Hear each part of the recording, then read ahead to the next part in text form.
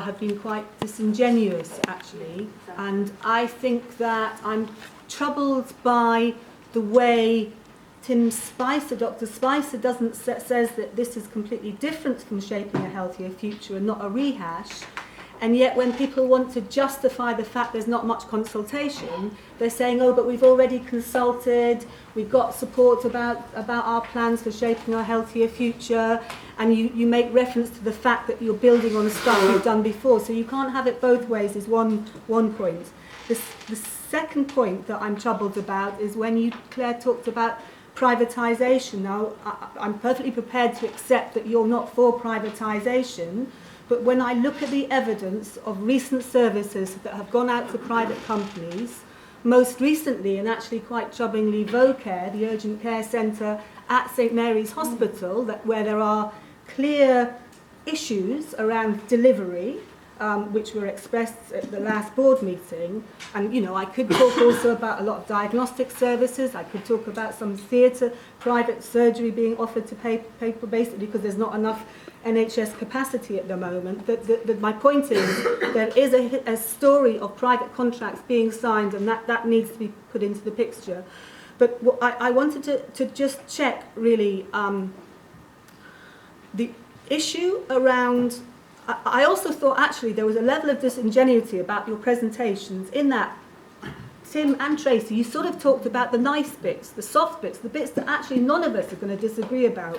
We agree about integrating care. We agree about improving services. Actually, we agree about centralising specialised services where necessary.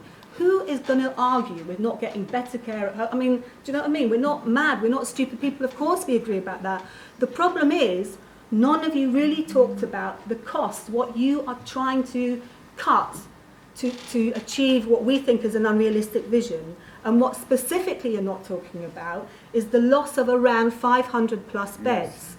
Now, 500 plus acute beds. Now, I really welcome this statement, actually, that the STP has acknowledged there's a problem and saying we won't move unless we can prove that there's increased capacity in the community. I think that's a step forward. I think that's actually a tribute to the campaigners around this room. My problem is I don't necessarily believe it, and that's not because of I doubt your honesty about it. It's because of the track record. First of all, we were told nothing would happen at Ealing Hospital until changes had been made. We are now told, in the broader West London circumstance, that the changes will be accelerated, and they're very clear it's for financial pressures. Now, actually, out-of-hospital services have not been shown to deliver there to that degree, and yet the changes are going full pell-mell, and that's one issue. The second thing is that you are on there is a real agenda going on that, to some degree, you are not. It's not your fault. You're not in charge of, and so some of the promises are very, very unrealistic, and actually the trajectories are not going necessarily the way you'd want them to go. So, for example, Professor Rick Orchard at your last board meeting talked about a rise in A&E attendances across all the acute hospitals when, hang on, haven't we all been trying to reduce unnecessary hospital admissions for the last 4 years? There is a rise. There's a particular rise in Charing Cross, 14% at the moment, and the bed occupancy, which, you know, there's arguments about how safe, what a safe level is, but there's no argument that a bed occupancy you have at the moment of 97 to 99% is unsafe, and points to not a possibility of reducing capacity in the system, but the fact that you actually need that capacity and maybe more.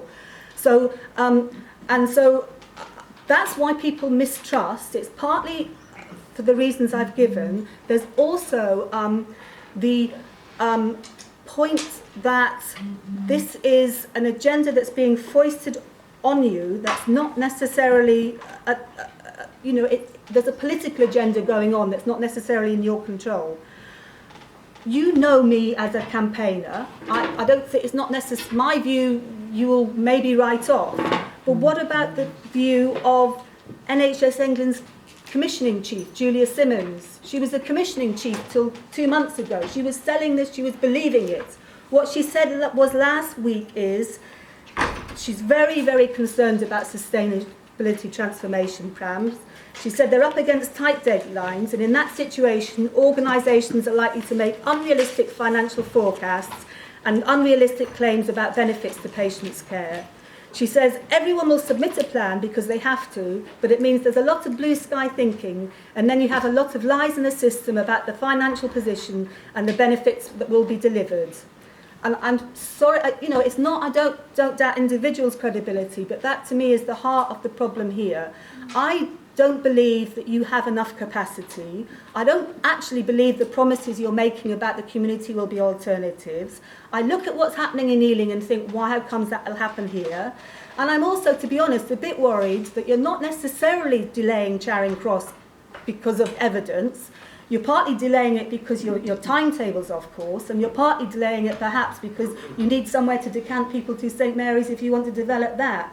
So I know I don't sound like somebody with goodwill to you, but I have goodwill for the aims. I just don't know if you're being naive or something worse, but I don't believe the things you're saying about capacity. And I would be up for being convinced, but you haven't convinced me.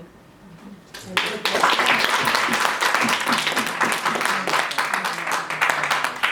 a great fairy tale, though. So I'll come to that. So I think, is there another room that we could use? We're just still checking. Okay, fine. Should I work out where I start with some of that, really? So there are a combination of reasons why we think Charing Cross will not take longer than was originally in the plan. And I think one of the key points is we have got to make sure that we are able to safely meet the needs of the population of both Hammersmith and Fulham and wider across North West London. And there is no doubt that both locally and nationally there has been a significant increase in demand for A&E services over the last year or two, and not an increase that can be particularly well explained, though there may be interrelationships with issues around social care funding. That's because Shaping a Healthier Future has been cutting our services. That's why partly the reason the demand has gone up. So I don't agree with your thesis at all. So we haven't cut any services, and you haven't got any services. Oh, no. You've got to be truthful with that. You've got to tell the truth. A&E's closed. You've got to tell the truth. So exactly. the level of capacity available has not reduced. We have built, so the Chelsea and Westminster A&E department is bigger, the London North West department is bigger. And they've got more demand at Chelsea and Westminster as a direct result of closing A&Es in other... Excuse me, I recognise we don't all agree on everything, but I think that we need to recognise that we're all acting with the positive... We are all acting with positive intent. We have differences of opinion. None of us is standing here and deliberately saying anything that we believe to be untrue. We have a difference of opinion on some areas. So we recognise that we need to deliver more services out of hospital. We recognise that there are increases in demand at the moment, which means that it would not be safe. It would not be safe to make further changes to A&E when we do not have confidence. When we do not have confidence, let alone you not having confidence, that there is alternative capacity in acute hospitals or in the community to be able to deal with those patient needs safely, and that is our primary concern. So I think I might just pause there and take minutes.